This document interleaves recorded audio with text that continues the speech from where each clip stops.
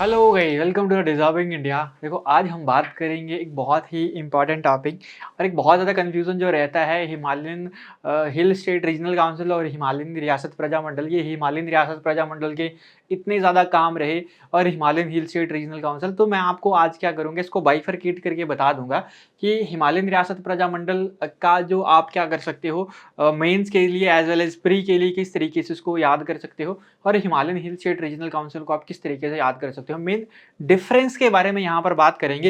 Himalayan Riyasati Prajamandal के तो बहुत ज़्यादा डिफरेंट टाइप से सिरमौर प्रजामंडल, सारी की सारी बातें, बट उतना नहीं बताऊंगा मैं आज को। आपको सिर्फ डिफरेंस बताऊंगा कि इनके बीच में क्या डिफरेंस था और क्या क्या इनसे चीज़ें रिलेटेड हम यहाँ पर बातें याद रख सकते हैं।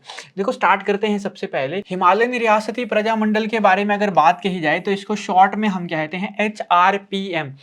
जो छोटी-छोटी चीज़ें होती हैं याद करने के लिए या स्टैटिक पॉइंट, जो हमारे लिए बहुत ज़्यादा इंपॉर्टेंट आता है, और कभी नोट अगर इसके बारे में लिखने के लिए आ जाए कि right a brief note on the Himalayan Riyasati Prajamandal, तो देखो मैंने आपको पहले की वीडियो में ये डिस्कस किया हुआ है पूरा का पूरा सिरमौर प्रजामंडल, धामी फायरिंग, धामी रियासती प्रजामंडल, ये सारे के सारे बातें हमने की हुई हैं।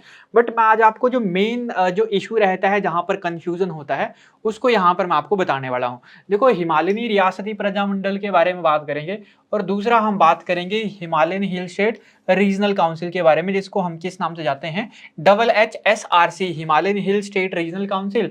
और मैंने आपको ये क्या बताया, हिमालयन रियासती प्रजामंडल। ठीक है, चलो।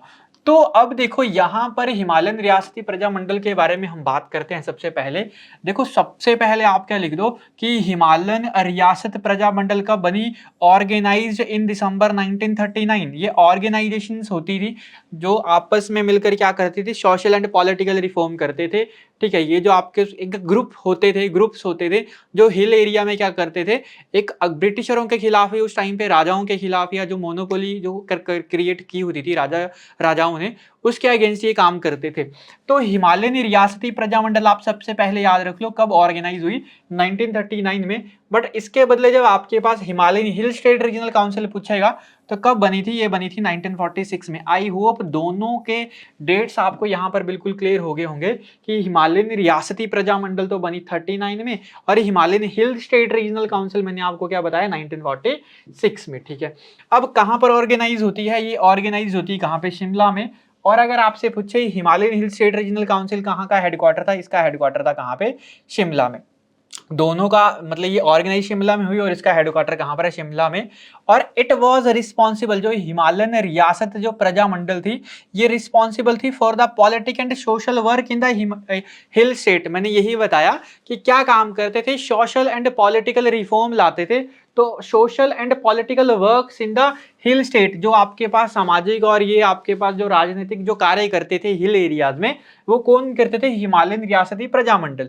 और इनका काम क्या हुआ, हिमालयन जो आपके पास ये जो इनका जो मेजर जो काम हुआ Himalayan hill state regional council का, वो हुआ क्या, इन फरवरी 1948 ए प्रोविजनल गवर्नमेंट यहाँ पर ये बनाते हैं आफ्टर द इंडिपेंडेंस। मतलब ये जो Himalayan hill state regional council जो होती है, इनका जो मेजर काम होता है 1948 में, एक प्रोविजनल गवर्नमेंट, एक अंतरिम सरकार ये बनाते हैं ऑफ द हिमालयन प्रांत, मतलब इस हिमाचल में, बाय द आपके पास Himalayan hill state regional council. ठीक है, तो दोनों का डिफरेंस आपने याद रख लेना, बने कब, ये बना 39 में, वो बना 46 में। कहां पर ये था, शिमला में ऑर्गेनाइज, उसका हेडक्वार्टर भी कहां पर, शिमला में। ये 39 में, वो 46 में। देन इसका काम क्या हुआ, social and political works in the hill area.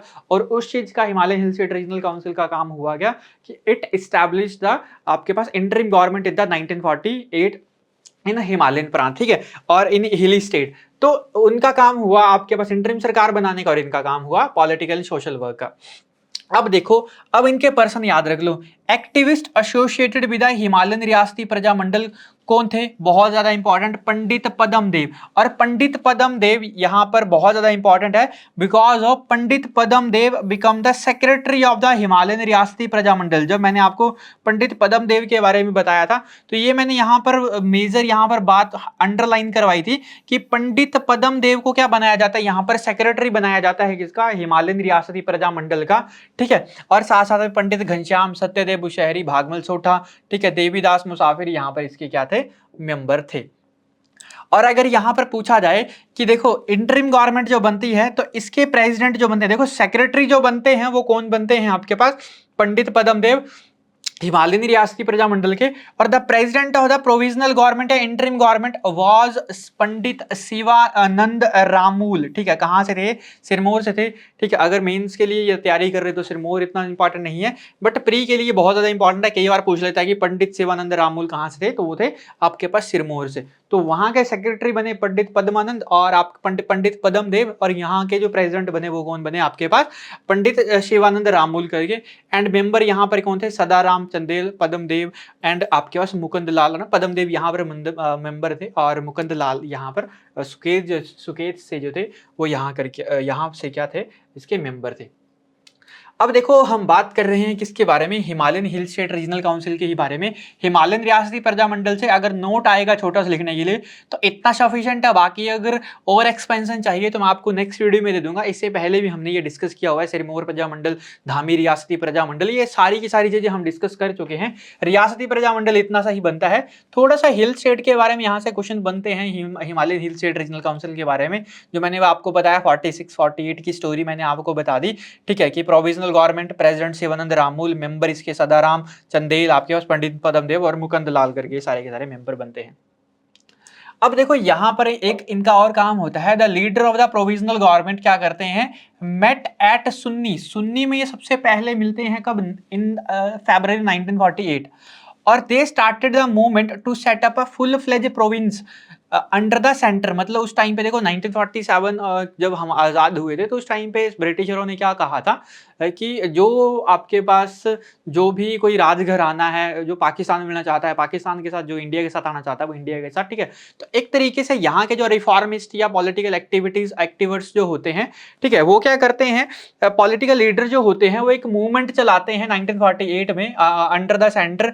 और ये पूरे के पूरे लोगों या पूरे पूरे राजघरानों को क्या करते हैं? इन्फॉर्म करते हैं कि हमने कहां पर मर्ज होना है इंडिया के साथ। तो पहली बार ये जो मिलते हैं वो कहां पर मिलते हैं? 1948 में सुन्नी में। ये आपस में सुन्नी आप सभी को ही पता है, शिमला वाले एरिया में आपको देखने को मिलता है।